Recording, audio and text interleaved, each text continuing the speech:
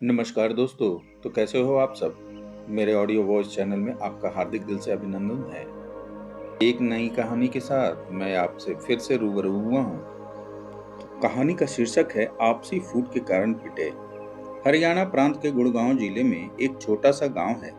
वहाँ 3 पड़ोसी रहते थे, पंडित अमरनाथ, लाला बोहड़ूमल और पटवारी कंवरलाल। तीनों अपने अपने काम में खूब व्यस्त रहते थे।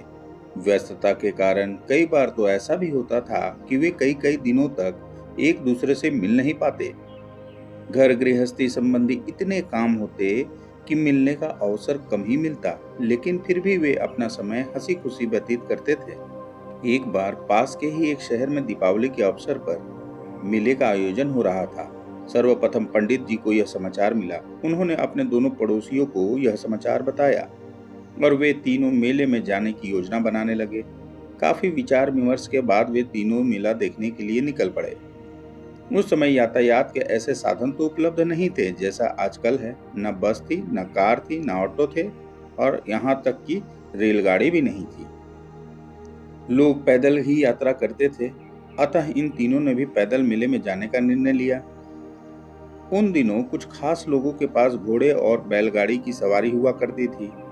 मार्ग में चलते चलते उन्हें भूख प्यास लगी तो उन्होंने देखा एक गन्ने का खेत है और उसमें लंबे हरियल और रसीले गन्ने उगे हुए हैं। पंडित जी को तो देखते ही मुंह में पानी आ गया और तुरंत बोले, भाई हम तो गन्ना खाएंगे। यह सुनकर लाला जी कहाँ पीछे रहने वाले थे, बोले हम भी खाएंगे। पटवारी जी बोले, भाई जब तुम दोनों गन्ना खाओगे तो मैं क्या तुम्हें खाते हुए देखता रहूंगा, मैं भी गन्ना खाऊंगा। तीनों ने बिना किसी से पूछे ताछे एक एक गन्ना तोड़ लिया और गन्ने का रस चूसने लगे। तीनों को बड़ा मजा आ रहा था। खेत का मालिक भूप सिंह दूर मेड़ पर बैठा हुआ सब देख रहा था। उसे गुस्सा तो बहुत आ रहा था, लेकिन वह बेचारा कुछ कर नहीं पा रहा था क्योंकि वह था अकेला और वे थे 3।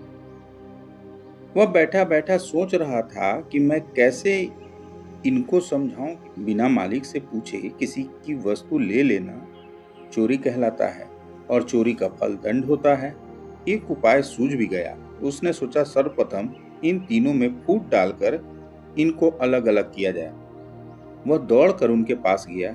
उसने सर्वप्रथम पंडित जी के चरणों में झुककर उनकी पदरज माथे पर लगाई। लाला जी को हाथ जोड़कर प्रणाम किया और फिर अपना डंडा संभालते हुए पटवारी से बोला, भाई पटवारी साहब, पंडित जी तो हमारे बेटे पोतों को पढ़ाते हैं, हमें ब्रह्मा का ज्ञान कराते हैं। उन्होंने गन्ना तोड़ लिया तो अच्छा ही किया।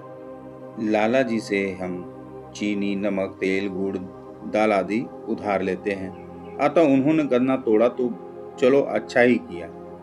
लेकिन पटवारी साहब, तुम तो कचहरी में हम पर झूठे सच्चे जुर्माने लगाते हो, अदा न करने पर जेल भी भिजवा देते हो। अतः एक हिसाब से तुम हमारे शत्रु ही हुए। फिर तुमने मेरे खेत से गन्ने क्यों तोड़े। इतना कहकर भूप सिंह पिल पड़े पटवारी जी पर और ताबड़तोड़ जमा दिए कई डंडे और छीन लिया अपना गन्ना।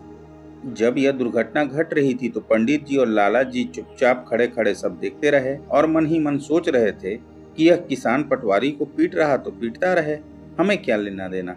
हमें तो यह बेचारा कुछ कह ही नहीं रहा है, अतः हमें तो इस विवाद से दूर ही रहना चाहिए। किसान तो अपनी योजना अनुसार चल रहा था। पटवारी जी की तसल्ली करके वह लाला जी की ओर उन्मुख हुआ और बोला, हाँ जी सेठ जी, जब हम तेरी दुकान पर सौदा लेने जाते हैं तो क्या तुम हमें मुफ्त में सौदा दे देते हो। मुफ्त तो देना दूर की बात, डबल पैसे लेकर भी चीज पूरा नहीं देते। रही उधार की बात तो उसमें भी तुम ब्याज लगाकर 2 के 4 बतलाते हो। फिर बताओ आखिर क्या सोचकर तुमने मेरे खेतों से गन्ना तोड़ा। इतना कहकर भूप सिंह ने लाला जी की भी अच्छी खासी मरम्मत कर डाली और छीन लिया अपना गन्ना। पटवारी जी भी चुपचाप खड़ा होकर यह सब देख रहे थे कि जब इसने मेरा साथ नहीं दिया तो मैं इसे क्यों बचाऊं। इधर पंडित जी के मन में खूब मोतीचूर के लड्डू फूट रहे थे। वे मन ही मन अति प्रसन्न हो रहे थे कि किसान ने इन दोनों की तो अच्छी खासी मरम्मत कर दी, लेकिन मेरी तो यह बड़ी इज्जत करता है, इसलिए उसने मुझे कुछ नहीं कहा। लेकिन यह पंडित जी का भ्रम था, क्योंकि अगला नंबर उन्हीं का था। अब किसान पंडित जी की ओर उन्मुख होकर बोला, हाँ तो पंडित जी, क्या हालचाल हैं? आपके मुझे कुछ कुछ ऐसा याद आ रहा है कि आप बच्चों को पढ़ाने के बदले में हम लोगों से भरपूर मात्रा में फसल आने पर सबसे पहले अनाज ले लेते हैं।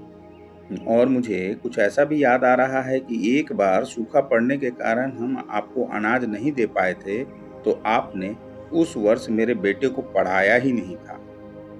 तो आपने क्या सोचकर मेरे खेतों से गन्ना उखाड़ा? जरा बताने का कष्ट करेंगे? पंडित जी क्या बोलते, किसान जो कह रहा था वो 16 आने सत्य था, बस फिर क्या था।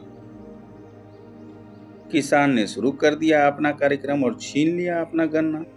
वे दोनों भी चुपचाप खड़े होकर तमाशा देखते रहे, क्योंकि पंडित जी ने भी तो ऐसा ही किया था।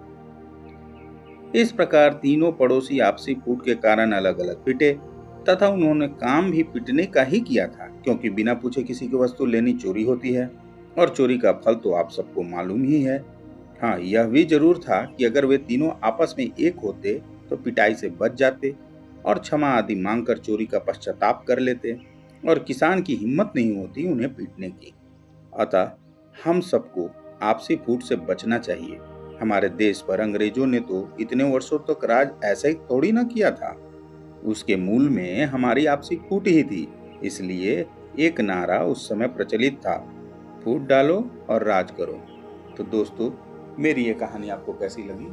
अगर अच्छी लगी हो तो प्लीज मेरे चैनल को लाइक, शेयर और सब्सक्राइब जरूर करें। तब तक के लिए धन्यवाद।